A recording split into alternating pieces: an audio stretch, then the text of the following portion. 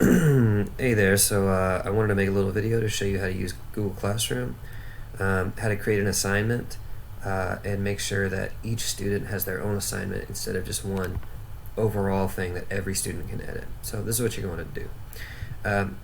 First, if you're in Google Classroom, you can see I have all my periods here. You're going to go into whatever period you want to create the assignment for. Right now, I'll just delete this is from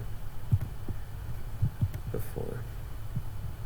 Okay, so if you want to create an assignment, you can go up here to classwork or you can put it in your stream. You can see I have everything organized right here in the classwork section, but I'm going to click create right here in classwork. Now, the assignment that I'm doing today is about comparing the Spanish flu from World War I to the coronavirus right now. So if you click assignment here, you're going to get this box right here, and I'm going to say Corona versus Spanish flu or whatever. I'm going to add the link from the article that I'm using right here. And so I'm going to click add link. Paste it in there. Alright, so I have the link here, right? Great. So we've created like an overarching title called Coronavirus Spanish Flu. It has the link in there, but what I do need to do is add the assignment for them. Now, I made this is just a template right here in Google Docs. You can see right here, it's in Google Docs. It's called Coronavirus Essay, Spanish Flu versus Corona, Pandemic to Change the Country.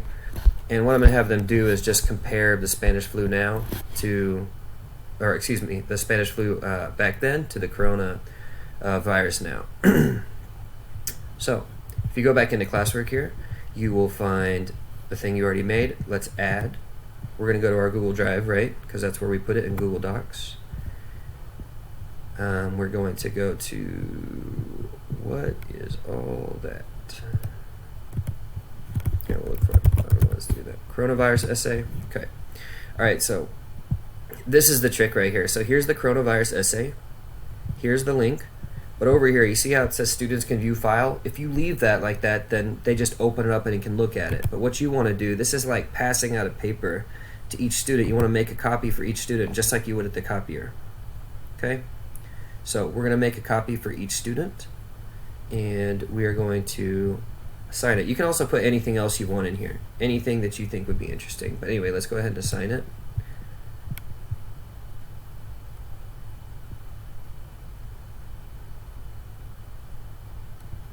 Oh, I do want to show you one thing that I did not just do. When you make an assignment, click right here, and you can assign it to all your classes all at once. This is just a test. I've already made it, so I just forgot to show you that. So you can assign it to every class just like that. Make sense? All right. So anyway, let's jump back to what we just did. So here it is, the thing that we made, Coronavirus Spanish flu. Here's the stuff. You can see it's been assigned to 28 people. If I click that, it shows everybody that I have assigned it to, right?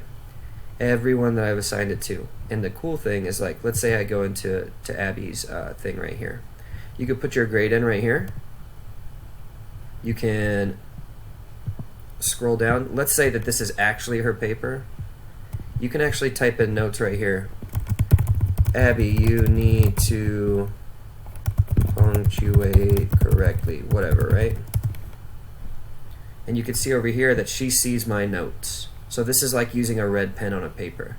Then once you're done grading it, you put the grade in right here.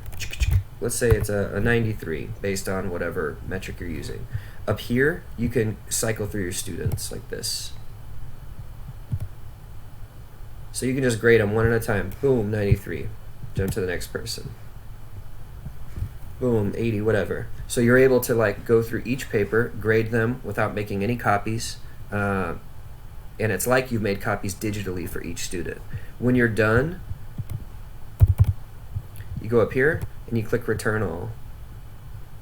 Return multiple submissions.